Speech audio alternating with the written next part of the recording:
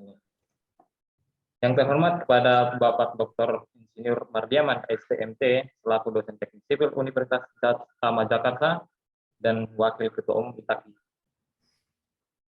Yang terhormat kepada Ibu Ririn M. Sihotang, SAK, selaku Direktur Eksekutif DPN ITAKI. Yang terhormat kepada Bapak Dr. Kurniawan Elias SHMH, selaku narasumber atau pembicara kita untuk acara kegiatan webinar siang kali ini.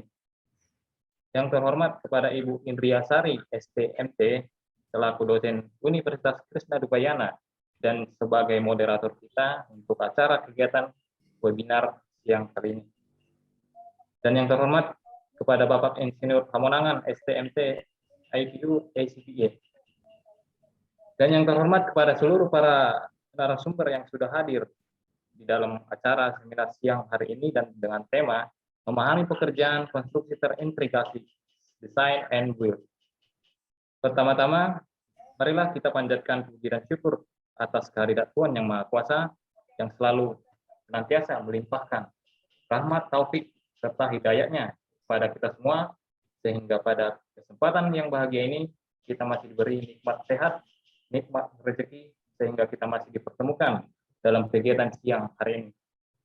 Untuk mempersingkat waktu, sebelum acara webinar kali ini dibuka, maka perkenalkan saya sebagai pembawa acara yang membacakan susunan acara dan tata tertib webinar kali ini, yakni 1.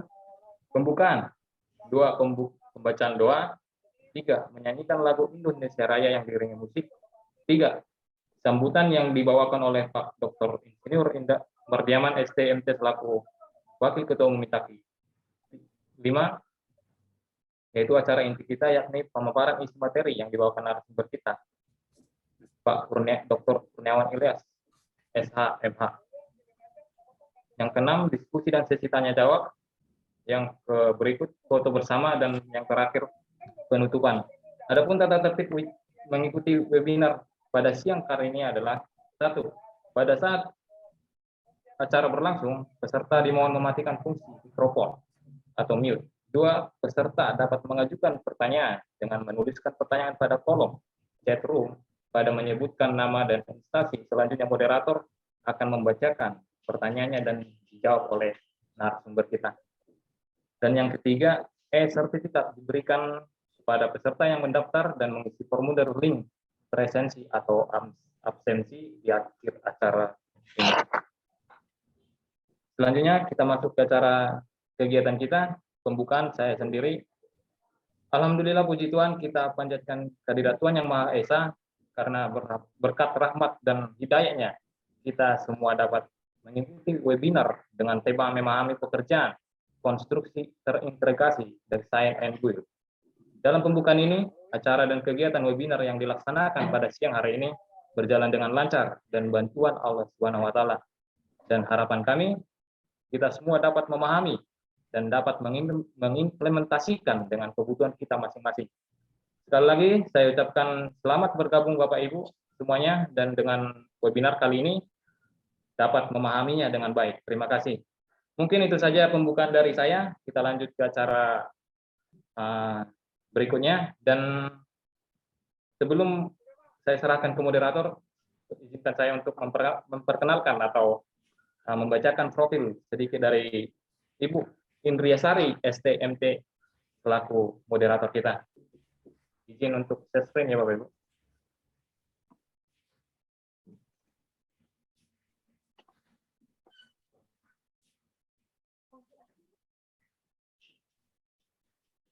Sudah nampak Bapak Ibu?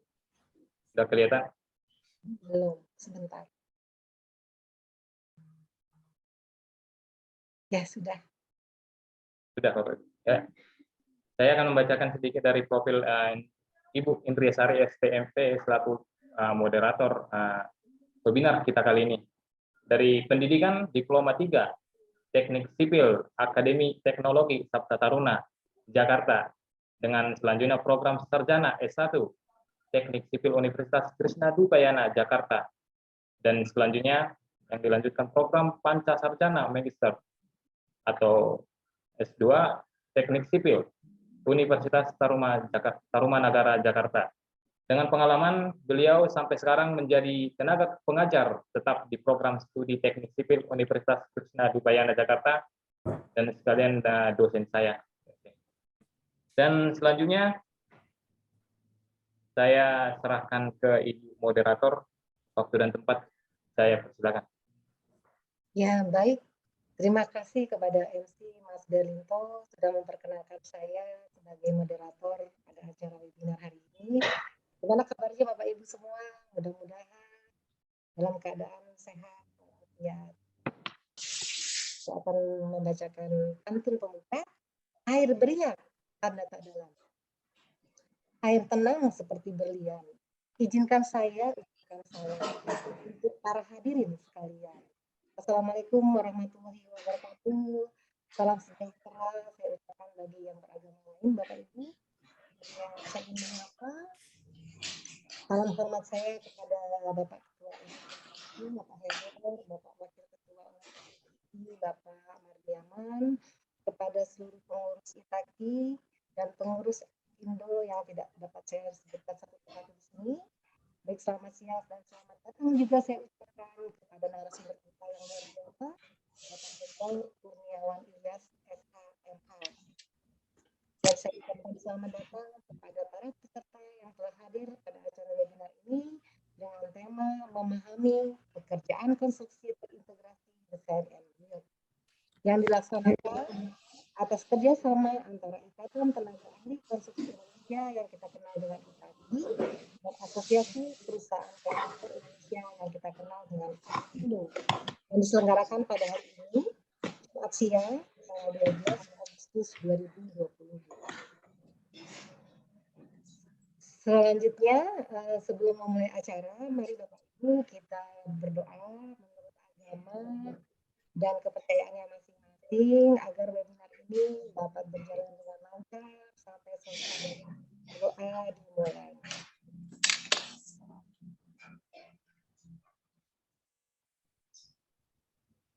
Baik, Bapak Ibu berdoa selesai. Bismillahirrahmanirrahim. Selanjutnya kita akan mendengarkan lagu Indonesia Raya. Bapak Ibu silakan mengambil sikap tegap dengan meletakkan kepala menghadap kamera. Silakan.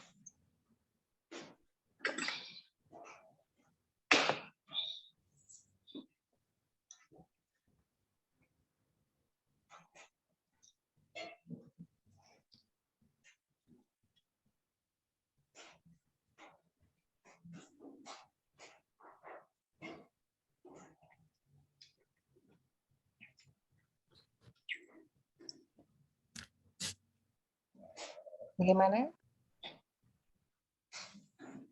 Apakah sudah siap lagu Indonesia Rayanya? Ya.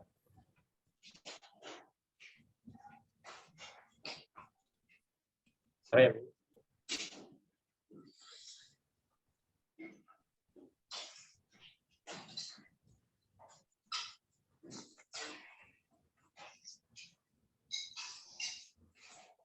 Kita menunggu sebentar ya Bapak Ibu untuk mendengarkan lagu Indonesia Raya.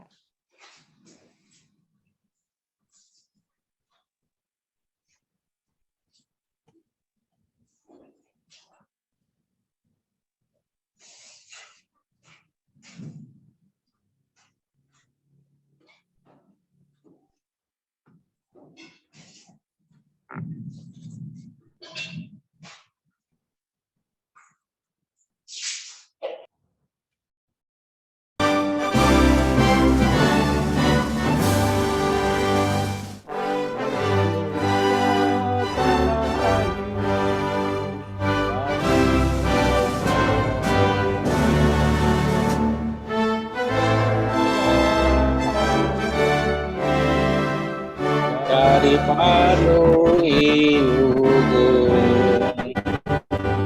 Indonesia yang sedang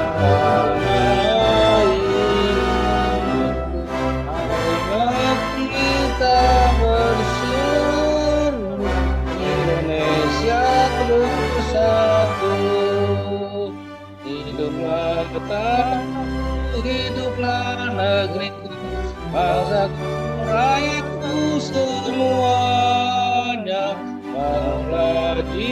Allah badannya untuk Indonesia Raya.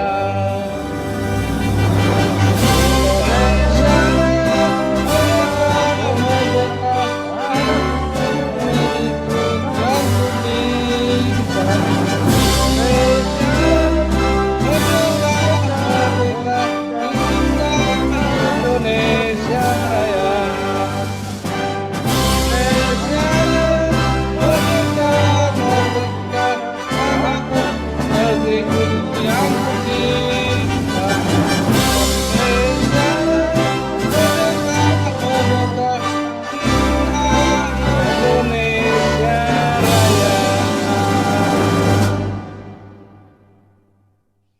Baik, bulan ini bulan Agustus ya Bapak Ibu, semangat kemerdekaan pada kita ya. Sebentar lagi kita akan merayakan HUT kemerdekaan RI.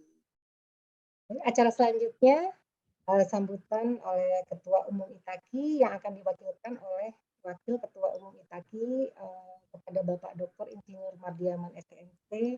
Dipersilakan waktunya. Ya, terima kasih. Selamat siang untuk kita semua. Selamat siang. Izinkan saya untuk menyampaikan kata sambutan yang mewakili Ketua Umum ITAKI, Ikatan Tenaga Ahli Konstruksi Indonesia, Bapak Heber Lolo Simbolon.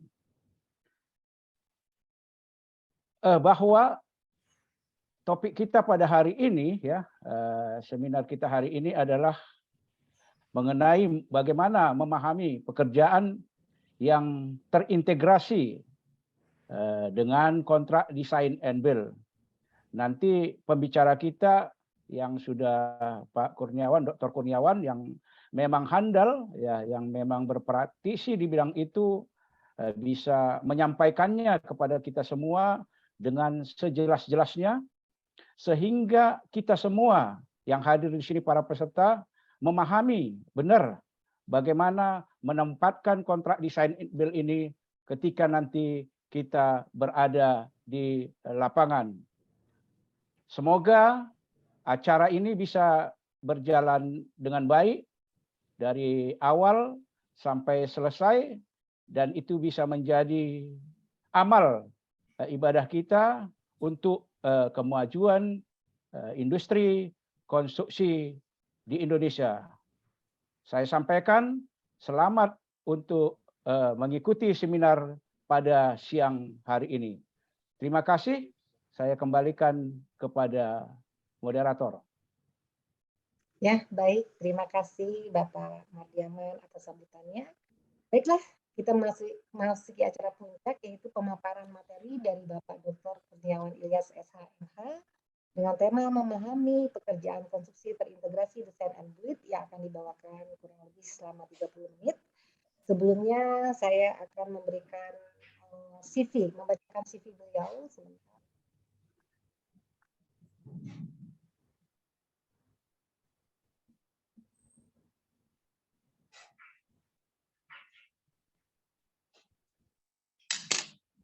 Sudah terlihat Bapak Ibu? Baik ya, bahwa Bapak Dr. Kurniawan Ilyas adalah instansi dari beliau dari instansi Inspektorat Kota Kendari. Jabatan beliau adalah sebagai auditor ahli pertama. Beliau pendidikan beliau S1 dan S2-nya adalah Ilmu Hukum Universitas Indonesia Timur, dan S3 beliau dari Ilmu Hukum Universitas Hasanuddin. Pengalaman beliau sangat banyak di sini Bapak Ibu. Salah satunya adalah sebagai pokja atau panitia tender atau seleksi tahun 2008 sampai 2015. Kemudian beliau sebagai pejabat pengadaan tahun 2018 sampai sekarang 2020. Nah, kompetensi beliau adalah beliau sebagai ahli pengadaan barang dan jasa pemerintah LKPP RI. Beliau juga sebagai petugas K3 Konstruksi Kemen PUPR. Beliau sebagai ahli manajemen kontrak pengadaan BNSP RI, sebagai ahli pengelola pengadaan barang dan jasa BNSP RI. Kemudian beliau sebagai ahli perhitungan TKDN PT Surveyor Indonesia. Luar biasa, beliau sebagai ahli audit jaringan teknologi informasi dilatih CO Trainer BNSPRI. Kemudian beliau juga sebagai asesor BNSPRI.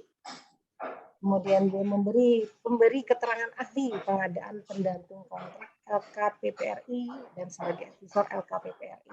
Sangat luar biasa sekali kompetensi beliau, Bapak Ibu. Kemudian beliau ada pendampingan proyek-proyek seperti gedung MAN 1 Pandeglang, kemudian pendampingan proyek gedung Pengadilan Tinggi Kupang, kemudian tender dan MCO Jalan Kota Baru Bau-Bau, kontrak dermaga Tolandona Kabupaten Buton Tengah, kemudian gedung perpustakaan Buton Tengah, DB Gedung Puskesmas dan RSUD tipe D Kota Kendari. Nah, di sini memang profesi beliau sangat banyak sekali sebagai auditor, pemeriksa pajak, pemeriksa keuangan daerah, pemeriksa pengadaan barang jasa pemerintah, dan pemeriksa jaringan teknologi informasi. Sangat luar biasa sekali, Bapak. Apakah Bapak sudah siap untuk memberikan materinya, Pak? Dipersilakan. Bapak Kurniawan. Ya baik, terima kasih. Assalamualaikum warahmatullahi wabarakatuh. Selamat siang. Waalaikumsalam. Salam sejahtera untuk kita semua. Om Swastiastu, Namo Buddhaya, salam kebajikan. Terima kasih kepada ITAKI, Ikatan Tenaga Ahli Konstruksi Indonesia, dan APKINDO, Asosiasi Perusahaan Kontraktor Indonesia, telah memberikan kesempatan saya untuk berbagi pengalaman dalam hal pengadaan barang dan jasa di proyek pemerintah itu sendiri. Untuk itu, ini sekedar sharing, sekedar ingin berbagi terhadap pengalaman-pengalaman dan pemahaman saya terhadap pekerjaan konstruksi, rancang bangun, integrasi, desain and build itu sendiri. Nah, untuk Kota Kendari di mana saya bertugas, sudah ada 2 paket pekerjaan saya mendampingi mulai di perencanaan sampai di pelaksanaan. Namun di pelaksanaan saya mundur karena saya sebagai tim probity audit dan mengaudit kembali apa yang saya rencanakan sebelumnya. Jadi saya bersama teman-teman tim BPKP untuk melakukan probity audit atas pelaksanaan pekerjaan DB itu sendiri. Baik, saya share ya materinya. Ya baik Pak, dipersilakan.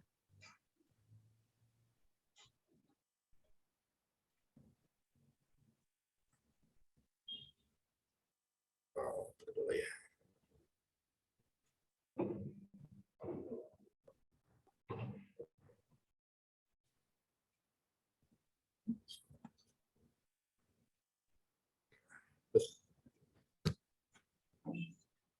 Saya share lagi kurang.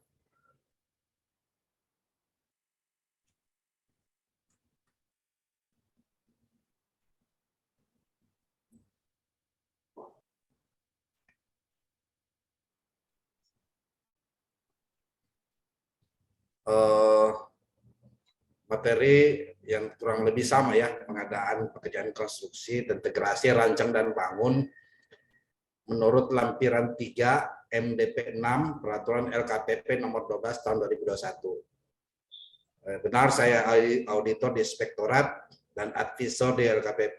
Jadi ada 2 lembaga, ya, lembaga pemerintah, satu di LKPP, satu pula di bawah dari BPKP, dalam hal ini di Inspektorat Kota Kendari. Materi ini materi yang saya sajikan di beberapa instansi, termasuk Zoom sebelumnya, terhadap bagaimana pekerjaan konstruksi itu rancang dan bangun sendiri. Saya sudah diperkenalkan oleh moderator, saya tidak mengulang lagi. Pembahasan kurang lebih ada 5 poin. Pertama, filosofi desain and build dengan desain with build. Yang kedua adalah persyaratan kriteria pagu pekerjaan dan rancangan kontrak. Yang ketiga adalah bagaimana basic design ya, gedung. Yang keempat adalah penyusunan dokumen kualifikasi, pengisian kualifikasi ya. Berarti ini akan berkaitan dengan tendernya itu sendiri, akan berkaitan dengan tendernya.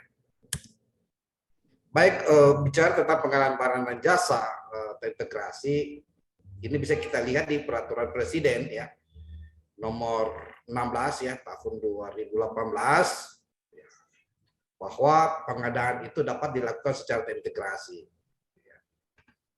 Yang kedua juga di Undang-Undang Nomor 2 tahun 2017 tentang jasa konstruksi, demikian juga dijelaskan bahwa layanan usaha pekerjaan konstruksi itu ya rancang dan bangun, perekayasaan, pengadaan, dan pelaksanaan. Nah, perbedaan, apa sih perbedaan DB ya, design and build atau design bid build gitu.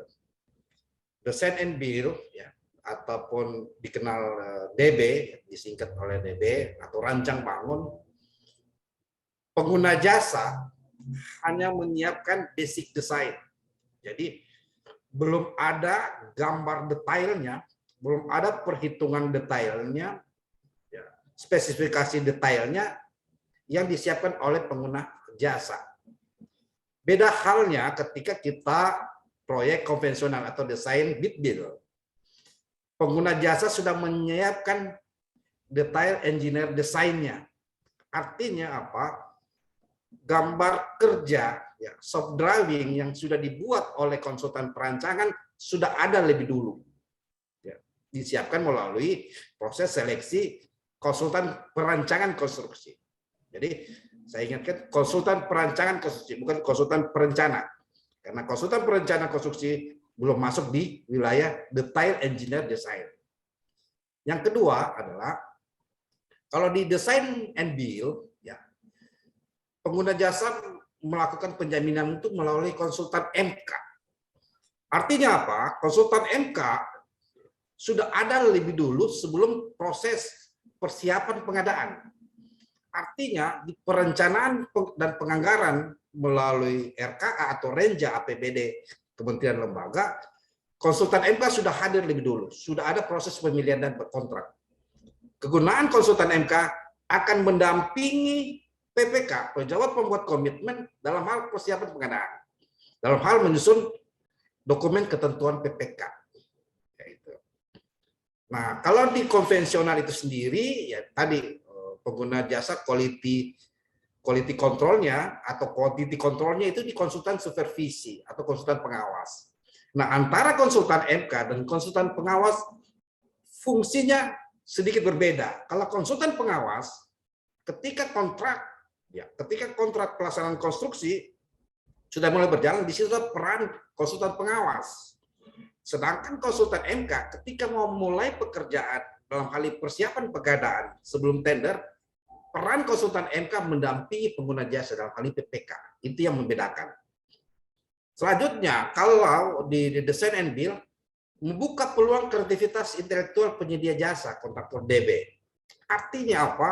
Ketika kontrak sudah dilaksanakan, kontraktor DB bisa membuat rancangan desain, desain lebih detail sesuai dengan kreativitas yang ada, yang disepakati para pihak dalam hal ini PPK dan diperiksa oleh konsultan MK. Sedangkan kalau di DB itu sendiri, kalau di metode konvensional, desain bid build, inovasi dan kreativitas intelektual itu dibatasi ya oleh DED yang sudah ditetapkan oleh pengguna jasa. Jadi dan masa pengadaan jauh lebih lama ya kalau di konvensional. Sedangkan kalau desain and build ya jauh lebih pendek. Karena apa?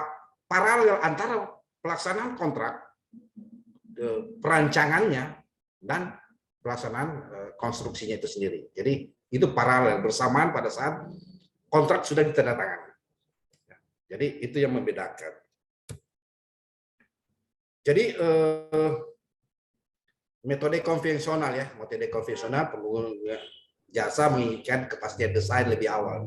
Iya benar, karena konsultan perancangan sudah lebih awal membuat DD tadi, detail engineer desainnya, termasuk rencana kerja dan syarat-syarat, termasuk spesifikasi teknis, termasuk juga ya rancangan konseptual SNKK. Nah, kalau desain and build ya Ya, pengguna jasa menginginkan percepatan proses pembangunan fisik. Yang kedua, pengguna jasa menginginkan lebih banyak inovasi dari dia. Jadi harus ada inovasi. Gitu. Jadi sebenarnya tidak ada metode sistem penyelenggaraan yang terbaik. Pilihan yang terbaik adalah memilih sesuai dengan kompetensi dan kebutuhan kita, namanya pengguna jasa. Nah, apa itu design and build? Design and build, ya, dari gambar lingkaran merah ini, pada saat bersamaan, setelah kontrak itu berjalan, maka disitulah dimulai desain. Ya, menggambar, melakukan pengujian tanah, atau melakukan boring, untuk mengetahui titik boring, titik pancang, baik itu pancang maupun bore pile. Jadi ini sangat berbeda dengan metode konvensional yang sudah ditentukan sebelumnya pelaksanaan konstruksi itu sendiri. Nah, kalau di metode design and build, kontraktor bersama konsultan yang ada di dalam melakukan desain lebih detail, denanya, potongannya, potongan melintang, ya, termasuk 3 dimensinya dan lain-lain. Jadi lebih banyak notasinya setiap potongan-potongan. Ya. Jadi itu yang lebih mendasar dari yang desain and build. Nah, penghematan waktu. Ya. Jadi ya kenapa yang lebih hemat? Karena desain awalnya ya, desain awal itu baru basic desain, maksud baru gambaran makro, baru gambaran ya, gambaran denah, baru tapak. Ya. Jadi belum ada potongan-potongan yang lebih detail, lebih yang melintang depan dan belakang. Belum ada notasi yang lebih konkret dan lengkap gitu. Itu tentang basic design. Lalu tender dan pelaksanaan konstruksi ya detail dan konstruksinya itu sendiri.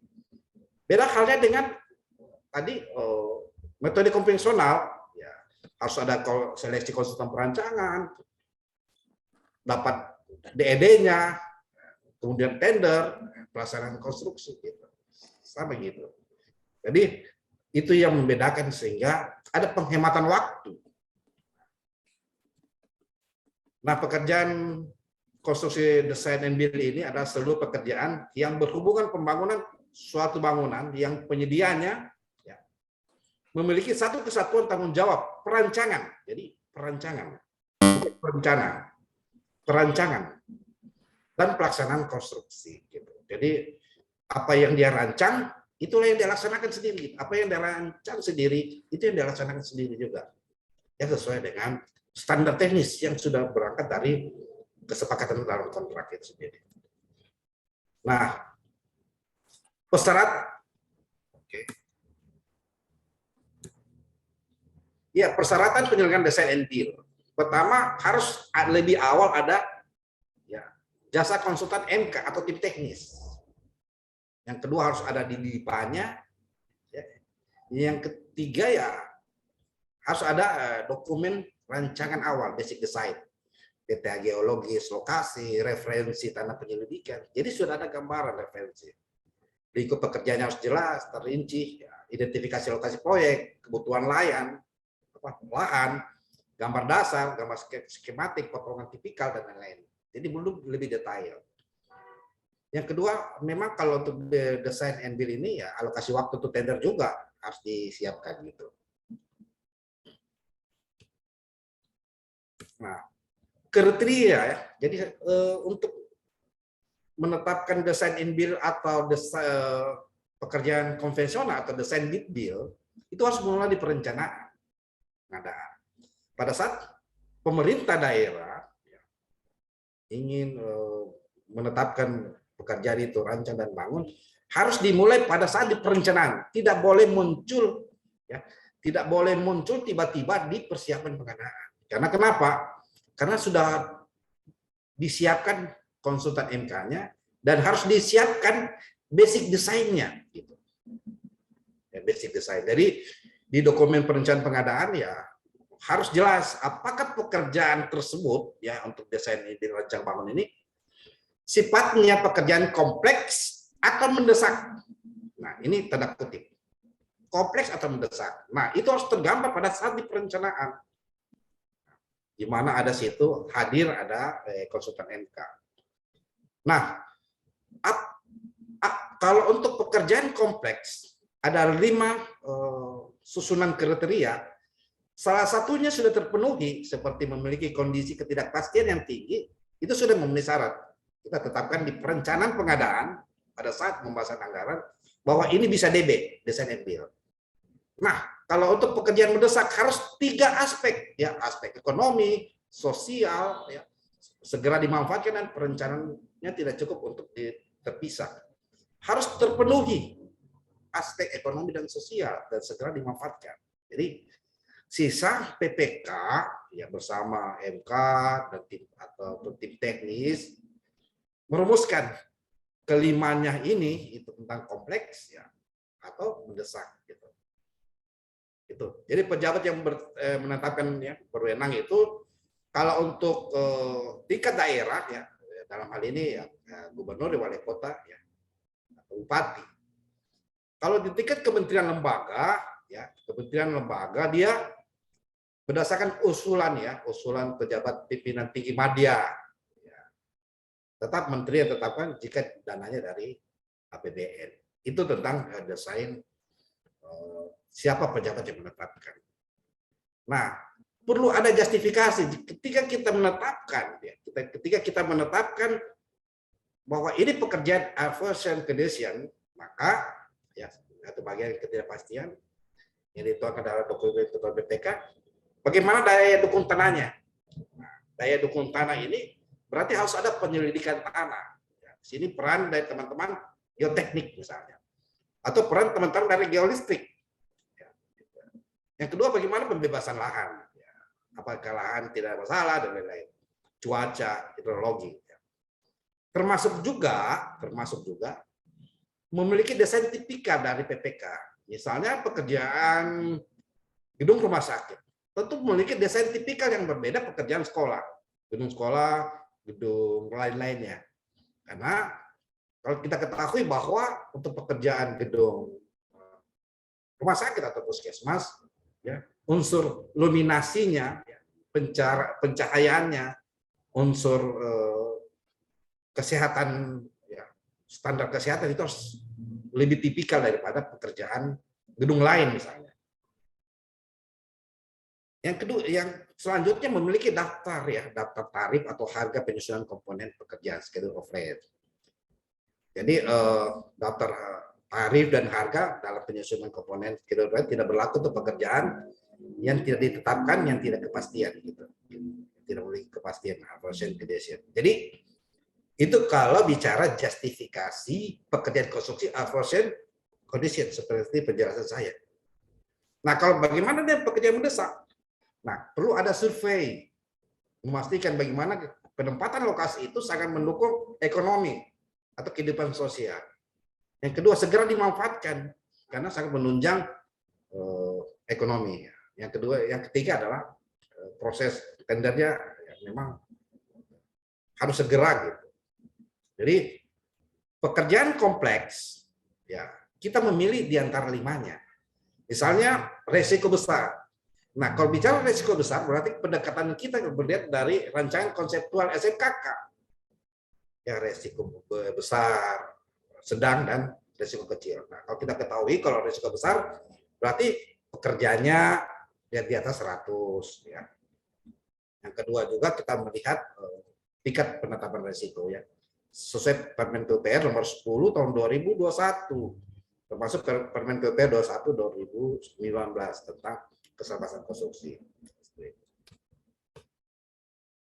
Ya saya. Oke.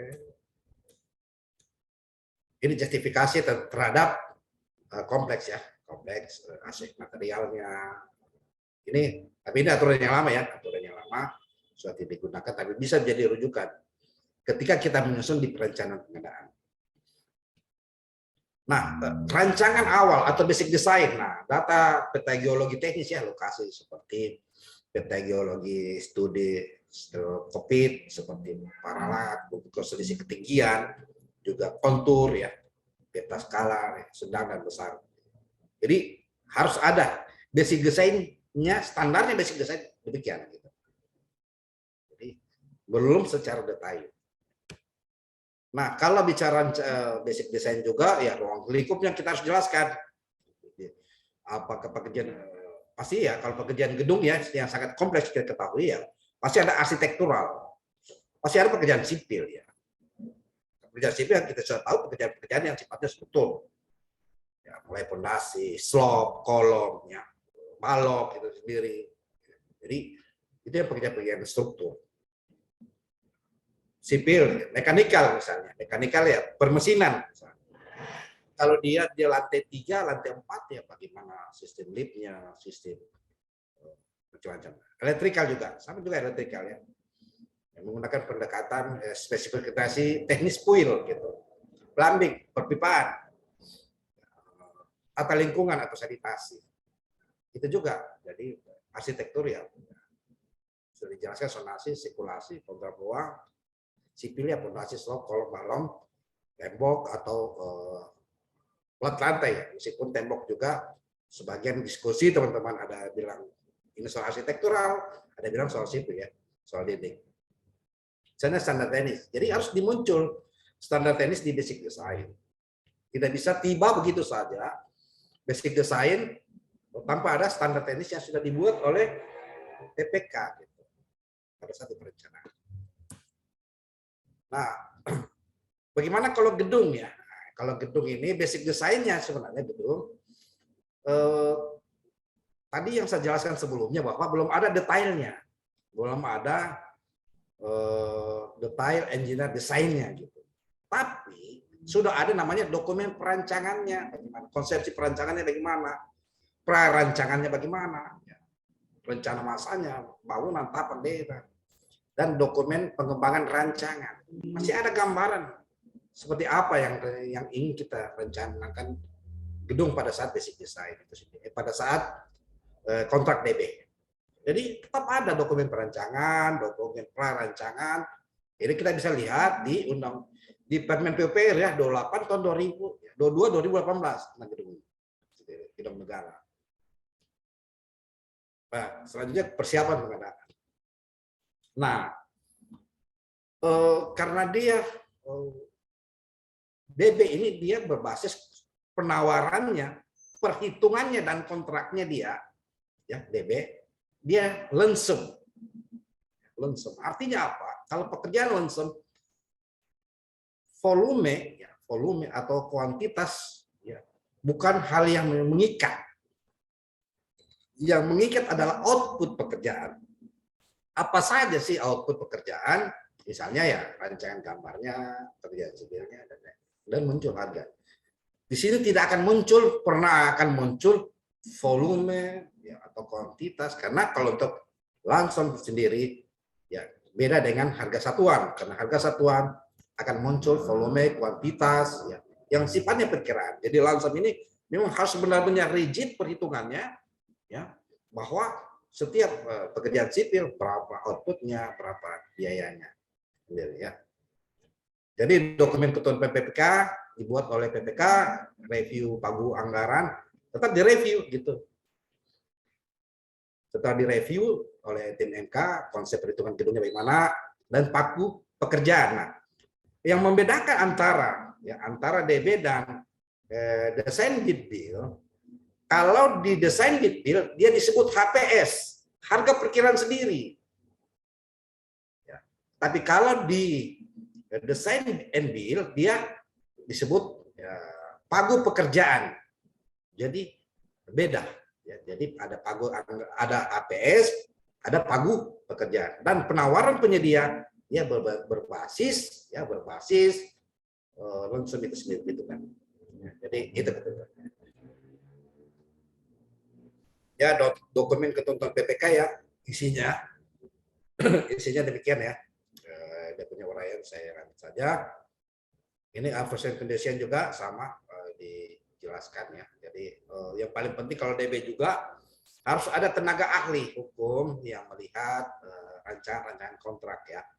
Itu yang paling penting ya.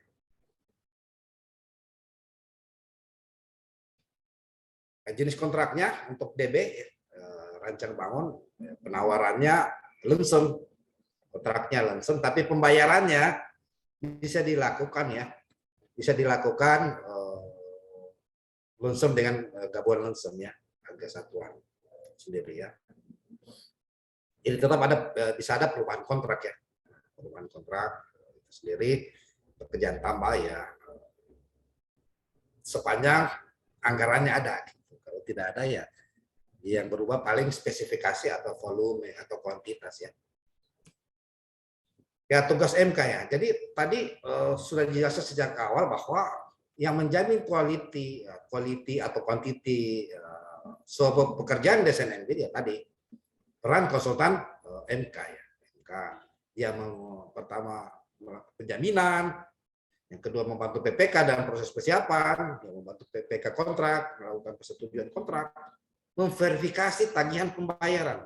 Bisa dibayangkan peran MK untuk DB ini sangat tinggi gitu. Artinya apa? Setiap tagihan atas pembayarannya di DB harus verifikasi, ya, baik verifikasi administrasi maupun verifikasi faktual. Tentu apa? Sumber faktual pasti lakukan pengujian. Pengujian apa? Pengujian kuantitas dan pengujian kualitas gitu. Apakah sesuai dengan output yang sudah output yang sudah tercapai atau belum.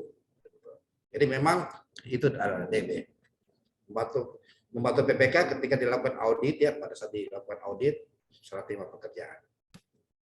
Nah, ruang lingkup penugasan tim teknis atau MK ya. MK, konsultan MK ya mulai dari persiapan sampai F ya. Peran MK meminjam sedikit ya peran dari konsultan supervisi. Konsultan supervisi setelah kontrak pelaksanaan konstruksi, tapi MK di persiapan pengadaan sebelum tender. Atau juga tim teknis, bisa tim teknis. Atau di persiapan tim teknis, di pelaksanaan konstruksi MK gitu. Jadi fungsi-fungsi MK itu sendiri tidak ada bedanya fungsi konsultan pengawas. Cuma MK jauh lebih awal yang mendampingi PPK di persiapan sebelum tender. Ya alokasi waktu ya penting juga ya, alokasi waktu, perizinan, PPK tanah, penguatan desain dan lain-lain ya. Persiapan pemilihan. Jadi ada juga proses pemilihannya gitu. Jadi ada dua dokumen ya. Pertama pemilihan ini melalui prakualifikasi. Artinya apa? Yang diadakan seleksi itu adalah kualifikasi dulu. Kalau sudah memenuhi daftar pendek minimal 3, berarti dia sudah lolos prakualifikasi dan bisa penyedia yang lolos itu menyampaikan penawaran. Ya, penawaran ada dua, file pertama dan file kedua. Ya, file pertama itu administrasi dan teknis. File kedua adalah harga. Jadi penawaran di MK itu tadi prakualifikasi. Lolos kualifikasi ya daftar pendek minimal 3, kalau di bawah dari 3 gagal ya. Dan diundang untuk menyampaikan dokumen file pertama, dokumen penawaran yaitu file pertama yaitu file administrasi dan teknis, dan file kedua adalah harga. Ya, ini DB ya. Jadi prakualifikasi ini sistem gugur ya. Sistem gugur tidak kurang dari 3 ya tentu ya gagal prakualifikasi gagal. Jadi bisa lakukan prakualifikasi ulang. Jadi penyediaannya ya, bisa tunggal terus atas nama sendiri atau KSO ya, dengan kualifikasi besar ya. Ya Pokja menyampaikan informasi. Jadi kalau di kualifikasi ini ya di kualifikasi pada saat seleksi prakualifikasi kalau ada yang kurang-kurang ya Pokja sampaikan ini yang kurang datanya untuk diupload sebelum masa berakhir ya. Ataupun dia bisa perpanjang. Nah, ada juga kerjasama operasi ya, KSO itu sendiri ya. KSO, Badan Pelaksana Konstruksi dan Integrasi. Jadi, badan usaha jasa konstruksi pelaksana dan integrasi. Jadi, itu dengan badan pelaksana konstruksi perancangan. Jadi, bisa KSO antara perancangan, dalam hal ini kontraktornya, dengan konsultan perancangan gitu. KSO, buat KSO. Ya. Jadi, tapi lead team-nya atau pimpinan KSO adalah pelaksana konstruksi, dalam hal ini kontraktornya. Sedangkan KSO, anggota KSO adalah konsultan pengawas, konsultan perancangannya. Jadi bisa KSO ini. Nah, ditantangani, ya, jadi pimpinan lead team-nya ini KSO ini adalah kontraktor ya, bahasa umumnya kontraktor. Anggotanya adalah konsultan. Jadi itu. Nah, pekerjaan yang mendesak ya kompleks, paling banyak ya tidak kompleks, paling banyak 3 ya perusahaan KSO dalam satu KSO ya. Pekerjaan kompleks tapi tidak kompleks ya besar. Pekerjaan kompleks tapi saya salah ketik ya. Pekerjaan kompleks ya paling banyak 5 ya. Salah ketik. Jadi itu. Tapi lead team modalnya mayoritas untuk lead team ya, pimpinan KSO adalah 70%. Ini prosesnya. Prosesnya lead team-nya terintegrasi dengan usaha besar ya, anggotanya terdiri dari bisa badan usaha pekerjaan konstruksi terintegrasi dengan kualifikasi usaha besar, ya. Badan usaha pekerjaan konstruksi dengan kualifikasi usaha besar, atau badan usaha pekerjaan konstruksi kualifikasi menengah, badan usaha konstruksi perancangan konstruksi dengan kualifikasi usaha besar atau perancangan konstruksi kualifikasi usaha menengah. Ya, dalam lead team itu ya BUPJK ini badan usaha ya pekerjaan konstruksi dengan kualifikasi usaha besar, anggotanya ini paling kurang badan usaha jasa perancangan konstruksi usaha besar. Jadi untuk menjadi KSO ya itu tadi paling kurang 1 badan usaha jasa konstruksi perancangan konstruksi dengan usaha besar. KSO di bidang 2 ya wajib dipenuhi ya. Jadi KSO ini ya tidak boleh mengubah perjanjian sebelum tender ya. Perjanjian KSO yang berakhir sebelum penyelesaian pekerjaan, tanggung jawab penyelesaian pekerjaan, lead team mengacu pada perjanjian KSO.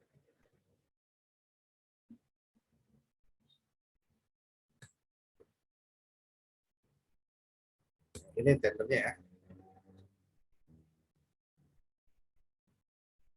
Jadi setiap peserta ya tadi ya KSO, saya lanjut saja sama penjelasannya di atas.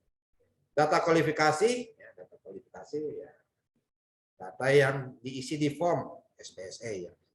Dalam hal KSO ya diisi juga di form SPSE sendiri ya, mengirimkan data melalui SPSE. Untuk peserta yang berbentuk KSO yang memasukkan kualifikasi pada usaha yang ditunjuk gitu. Jadi tentang penyampaian kualifikasi ya, data kualifikasi.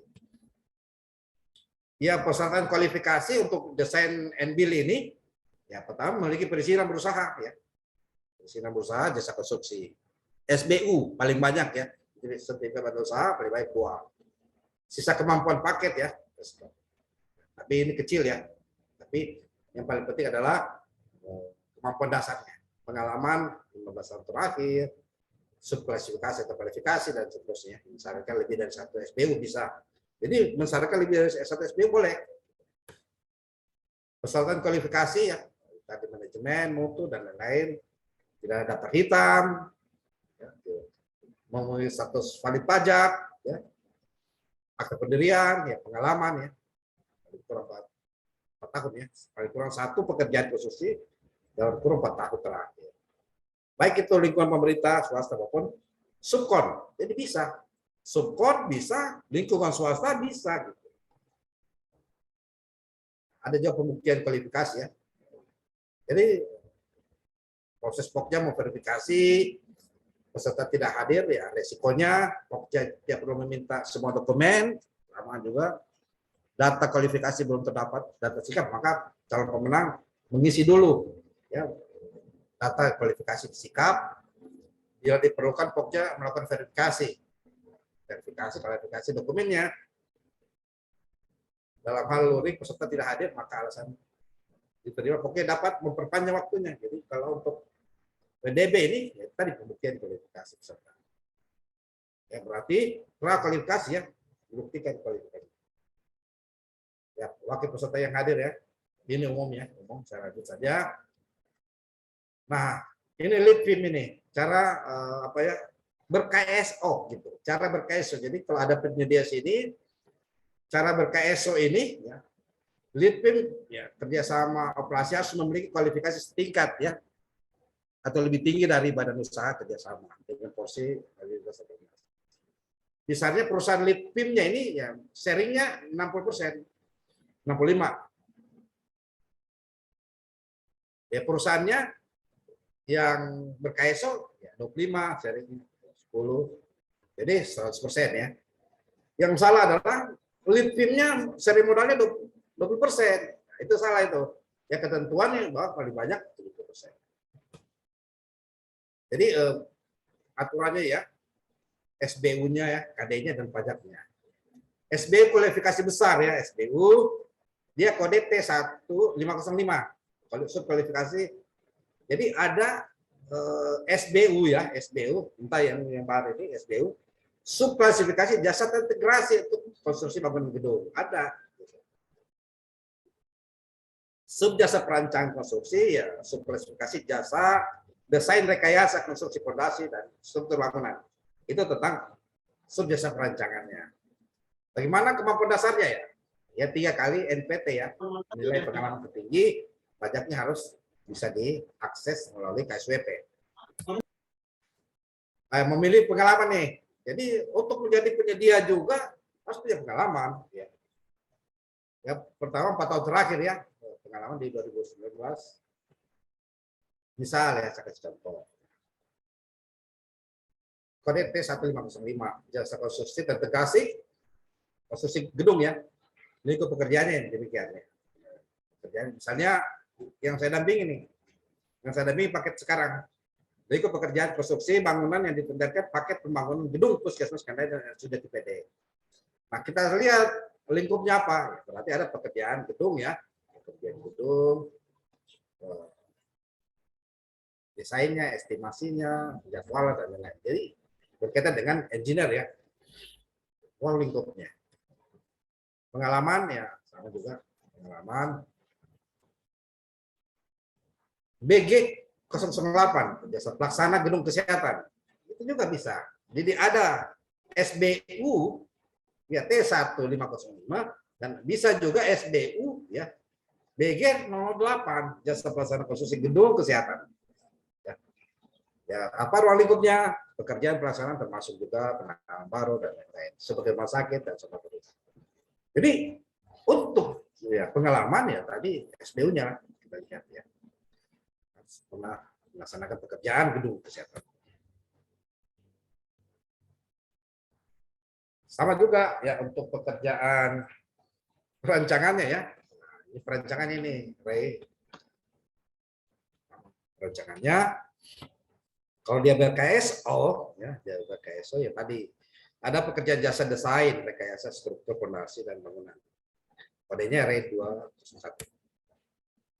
Ya evaluasinya ya, jadi evaluasinya ini pemenuhan izin usaha jasa konstruksi. Nah sekarang sudah tidak ada lagi izin IUJK ya, yang ada adalah NIB, OSS, SBU, KSWP, pendirian, pengalaman dan lain-lain. Harus saling melengkapi KSO-nya. Lanjut saja, ini coba tender. Nah, nilai pengalaman pekerjaan apabila tidak mencukupi ya, dikonversi. Misalnya 15 tahun terakhir pengalamannya. 15 tahun terakhir, kalau kita pakai pendekatan present follow ya, sudah ada materi saya yang saya bisa bagi. Uang 15 uang 1 miliar yang pernah dikerjakan 15 tahun yang lalu atau 10 tahun yang lalu bisa senilai 100 miliar untuk tahun ini gitu. Dengan pendekatan ya pendekatan present follow itu sendiri. Berdasarkan indeks ya. Jadi uang yang pernah PTA ini ya PTA ini berkontrak ya, konstruksi gedung misalnya bisa dinilai sama 100 M di tahun 2022. Itu ketentuannya kalau pendekatan present follow gitu.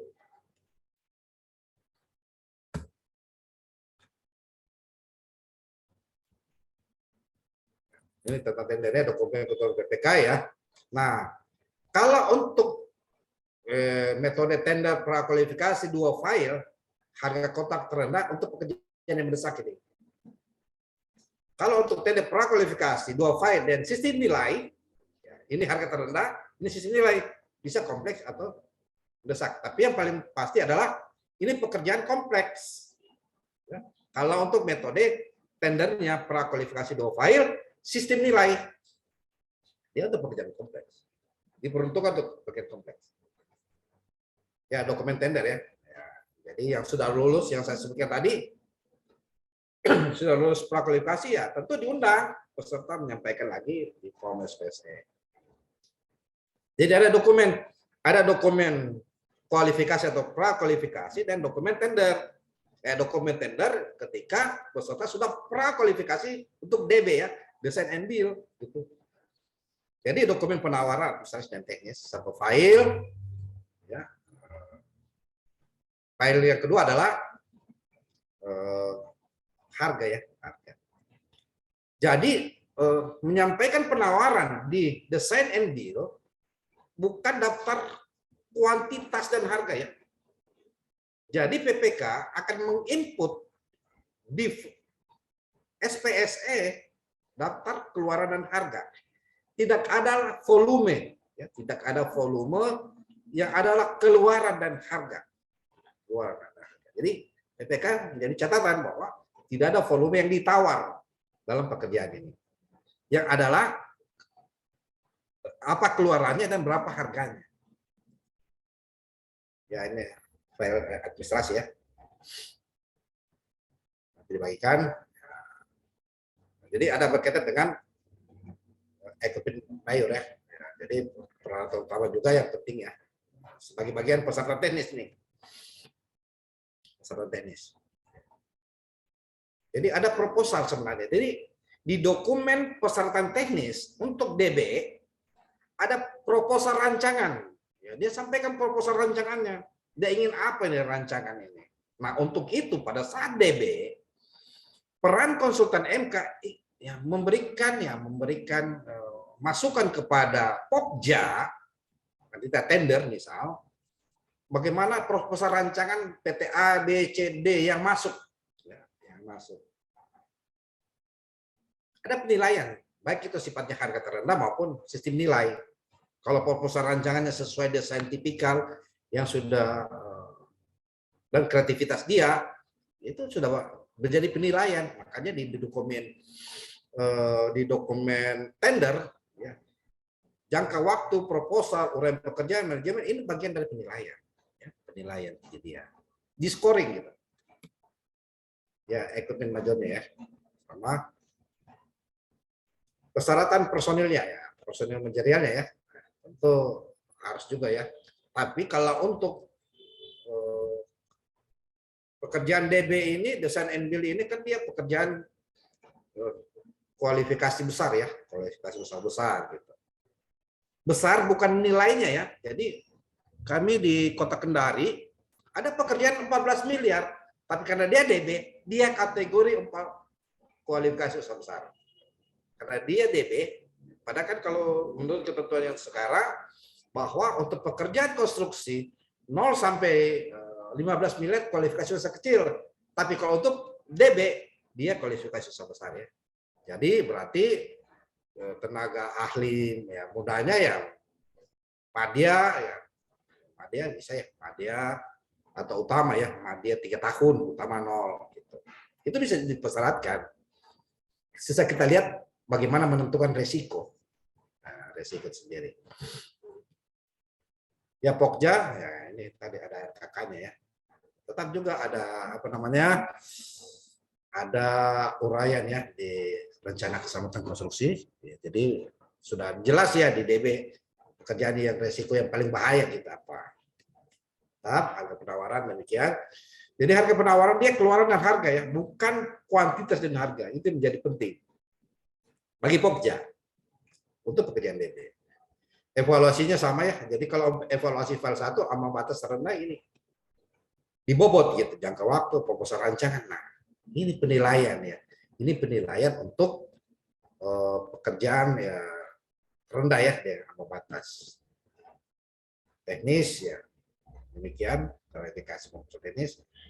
Jadi pada saat evaluasi teknis penyedia ini yang menawar ini ya memaparkan presentasinya, presentasi bagaimana dia ingin membangun sebuah gedung.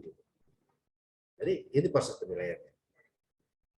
Nah, kalau evaluasi harga ya sama ya. Jadi evaluasi harga sepanjang tidak melampaui total harga pagu pekerjaan itu ya tidak menggugurkan ya. Karena kenapa? Tidak mungkin dievaluasi volume atau kuantitas, karena di penawaran maupun harga yang disampaikan oleh PPK di SPSE tidak ada kuantitas, gitu. Tidak ada volume, yang adalah keluarannya apa dan harganya apa per item pekerjaan. Evaluasi sistem nilai ya sama, perhitungan kombinasi biaya ya sama juga ya. Ini sudah ada di klarifikasi negosiasi juga. Jadi ada klarifikasi negosiasi kemarin. Jadi kita lihat klarifikasi negosiasi. Demikian yang saya sajikan. Saya ingin lebih banyak kita diskusi tentang DB, sharing pengalaman. Tadi ini akan dibagi kepada peserta. Untuk itu saya serahkan kepada moderator. Terima kasih.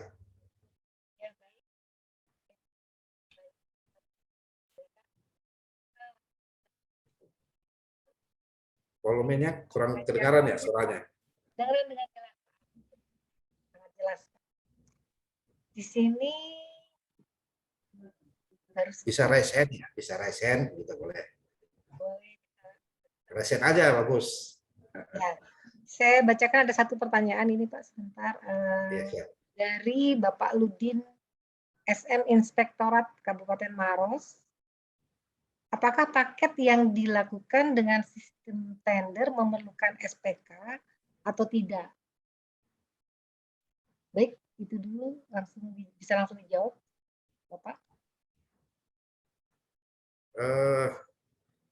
Mungkin Pak Ludin kita diskusi saja langsung ya.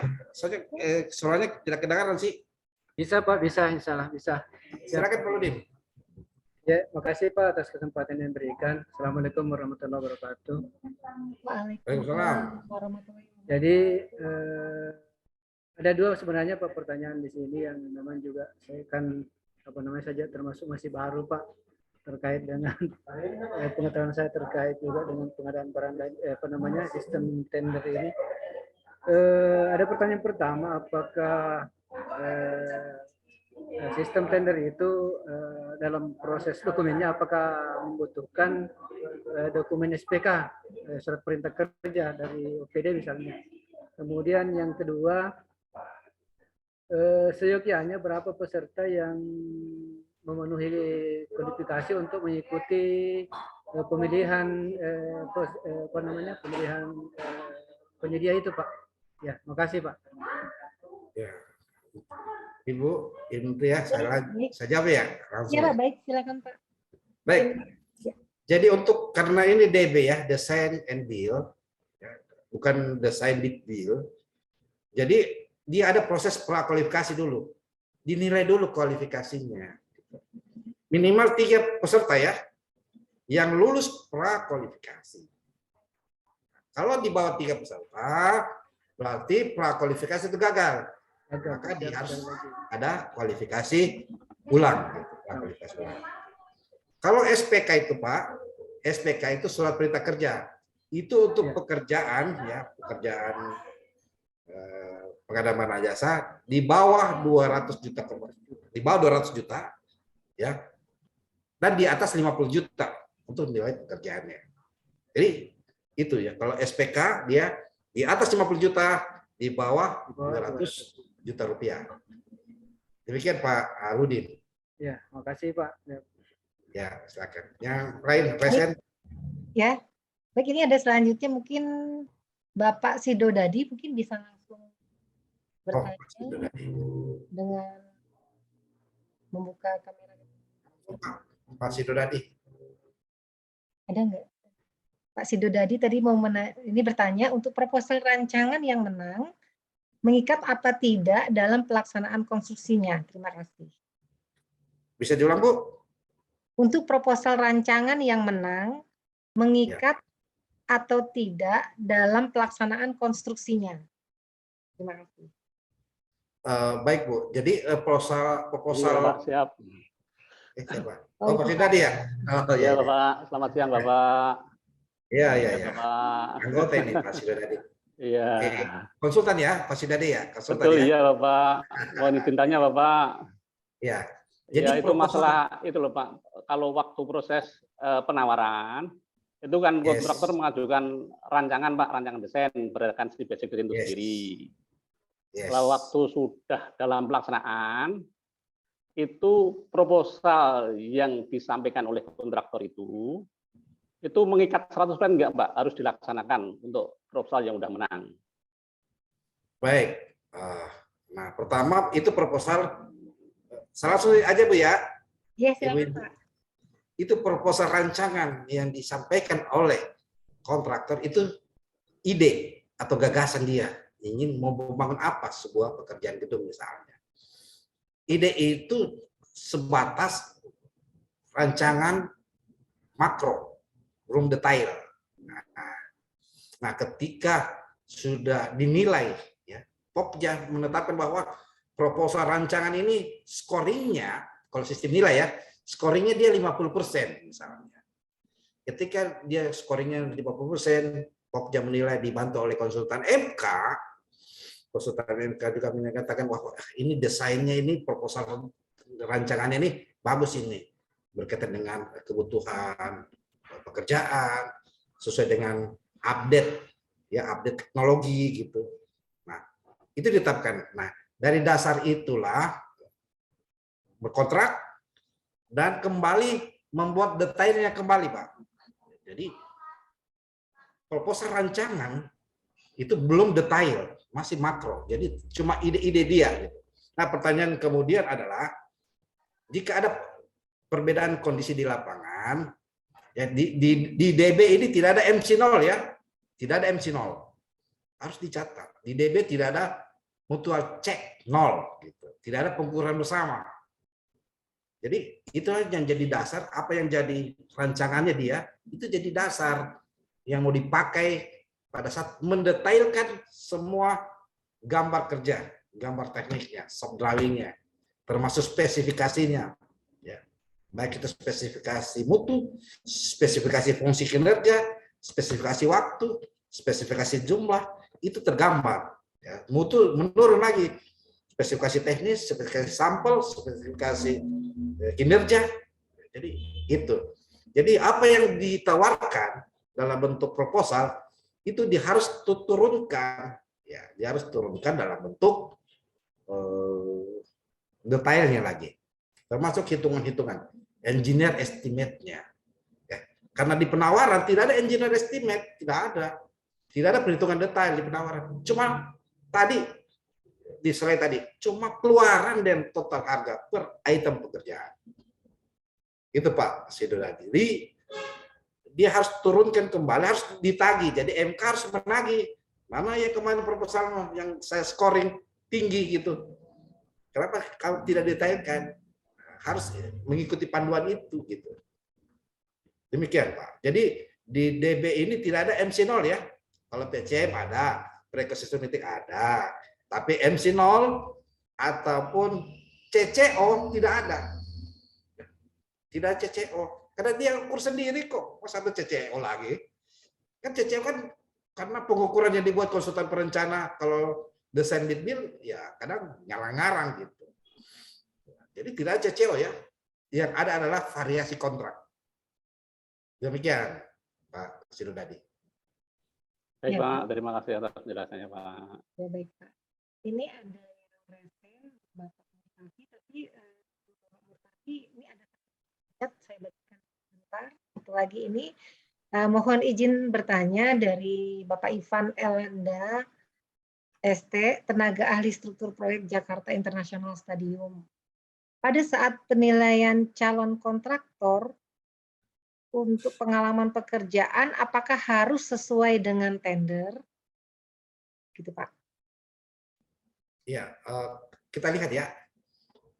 Kalau pengalaman perusahaan, kita kembali ya, pengalaman perusahaan itu kan berdasarkan subklasifikasi dan sub bidang dan subklasifikasi ya pekerjaan yang ditenderkan gitu.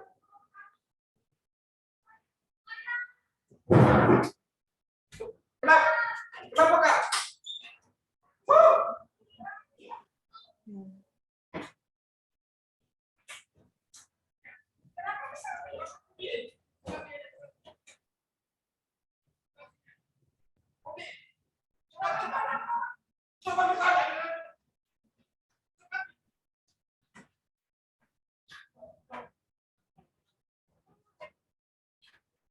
Mudah-mudahan nggak ada apa-apa ya Bapak Ibu.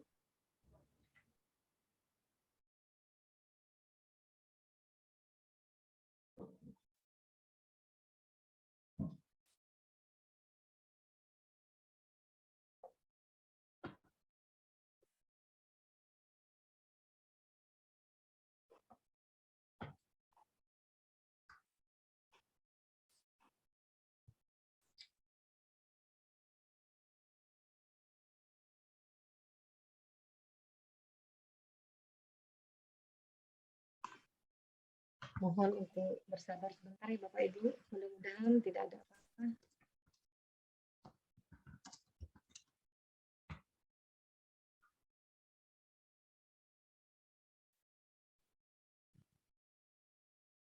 Oke, ada Hans Kamil tadi. Lanjut. Iya Bapak. Silakan dilanjutkan Bapak. Masih Jadi ya. apa tadi pertanyaannya ya?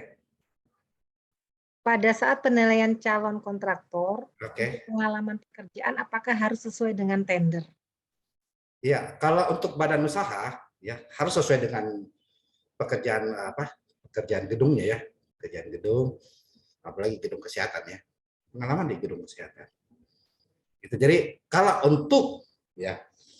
untuk personil manajerial cukup dia pengalaman konstruksi saja. Ya, kalau untuk personil manajerial ya seperti tenaga ahli, madya, muda, utama, itu cukup dia pengalaman atau riwayat ya, referensinya pekerjaan konstruksi.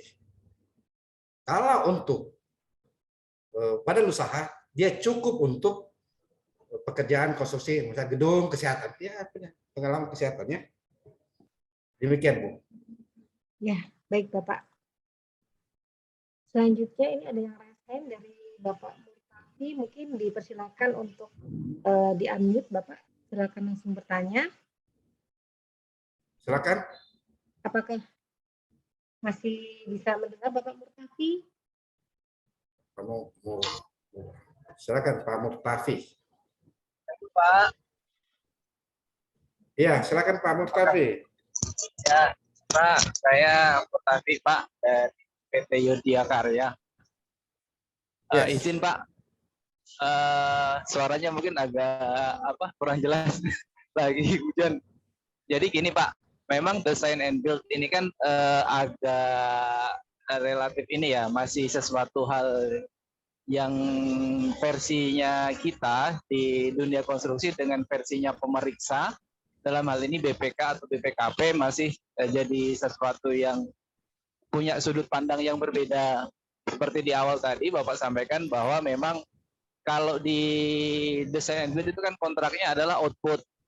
Nah, seperti yang tertuang di ketentuan PPK atau kriteria pengguna jasa KPJ, seperti yang di Permen 25 ataupun yang di Perlem LKPP, itu kan jelas ya yang disebutkan, yaitu yang pertama kriteria pekerjaan, kemudian kriteria pengujian, dan kriteria penerimaan itu kan harus jelas. Nah, kadang kesulitan dari penyedia jasa di saat dia menawar seperti yang disampaikan di awal, antara kriteria pekerjaan dengan kriteria pengujian dan lain-lain kan biasanya miss. Nah, itu kadang yang harus dicermati. Jadi ada hal yang krusial di sini di saat tender maupun di saat pelaksanaan, itu di ketentuan PPK atau kriteria pengguna jasa. Kan namanya sekarang berubah ya, dari KPJ kriteria ketentuan pengguna jasa menjadi ketentuan PPK sekarang.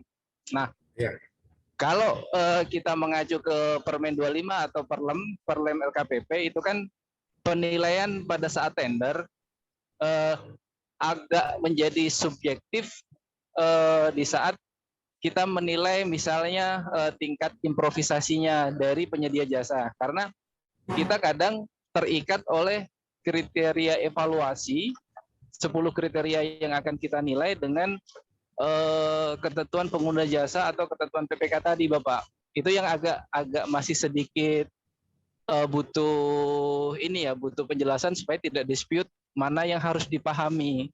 Nah, memang di lapangan juga kendalanya di saat tadi ditanya apakah proposal rancangan dengan nanti pada saat pelaksanaan itu sesuai atau tidak, itu juga yang harus jadi bahan perhatian, karena di saat BPK mengaudit mereka tetap minta keluarannya misalnya lift itu kan tetap harus ada dasar perhitungan, analisa perhitungannya seperti apa, kemudian BOQ-nya mana, volumenya mana, itu sementara di BPK minta, tapi kita kan kalau kontrak desain and build adalah outputnya, ya yang penting ada lift, kriteria liftnya seperti apa, kriteria pengujian seperti apa. Mungkin itu dulu sih, Pak. Yes. Oke ya, banyak ya pengalamannya ya. Jadi memang bagusnya begini. Memang teman-teman BPK sendiri, ya pemeriksa keuangan ya, dengan teman-teman BPKP, kebetulan saya berada di BPKP, di bawah binaan BPKP di Inspektorat. Memang saya saat ini lagi probity audit. Saya malah lagi probity audit proyek yang saya pernah dampingi gitu. Saya probity audit proyek saya dampingi. Tapi saya mengawal teman-teman BPKP, kebetulan kami satu tim, bahwa kalau lunsum itu sendiri ada dua yang paling pasti ya, paling kata kunci. Bagaimana output, ya, output itu berangkat dari perhitungan, tetap berangkat dari perhitungan. Tapi bagaimana output itu tercapai? Apa saja output? Pasti dimensinya. Yang kedua, ya, lunsum itu sudah pasti dia terukur spesifikasi jumlahnya, spesifikasi teknisnya sudah pasti gitu. Jadi salah mengukur, salah menghitung